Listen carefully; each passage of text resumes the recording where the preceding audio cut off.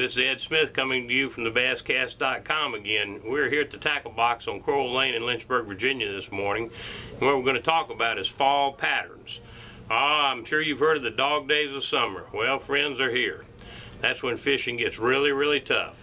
The fish get off the night bite, they transition between a shad schooling bite and moving back into the backs of the creeks for the fall pattern. The schooling bite's real difficult now. It didn't used to be quite as hard because the fish used to show themselves.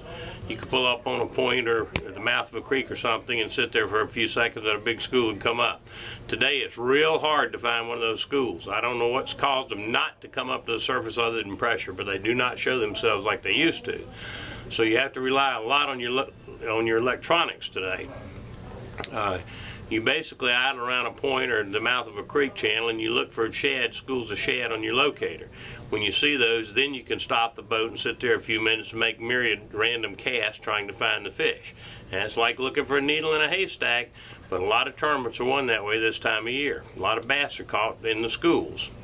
Every once in a while they will come up. If you know it's an area where the fish are schooling and they stay in that area and they're not coming up, there's an old technique.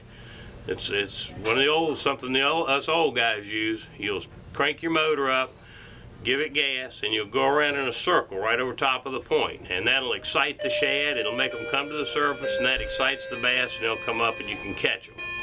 And some of the baits we use this time of year to catch these schooling fish are, and one bait that a lot of people overlook is a number 5 shad rap. It's hard to throw because it's so small, but it mimics a school shad real well. You need to throw it on a spinning rod with a 6-pound test line.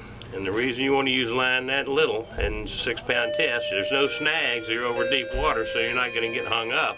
But you can throw it a long way. It's a hard bait to throw, especially if the wind's blowing. But throw it out there, crank it down to this depth, and then fish it just like you would a jerkbait. Just twitch it. The other baits that are really good for schooling bass are your lipless crankbaits. My favorite bait is called your Missouri Rattling Vibe. I like this blueback, chartreuse belly, chrome-sided Rattling Vibe. You can throw it a mile, you let it sink, you can work it at any depth from right under the surface all the way to the bottom. But I fish it with a pumping motion. Throw it out, I let it sink a little bit, then I reel it and pump. Reel it and pump. And then of course the other old standby is your spots, Cordell spots. The chrome Cordell spot in the medium size is absolutely one of the best schooling baits you'll ever get. It's chrome with a black back. As the weather goes on in September, the fish will start to move into the backs of the creek channels because the shad migrate back there. The one thing you do not want to overlook in a creek channel is secondary points. That's where most of your fish are caught. Is that gonna mess you up? Just keep going. If you go into the back of a creek and you see shad, look for them on your locator. Also look for them flipping. If you find them flipping, that's awesome. That's what you're looking for. You'll catch them then.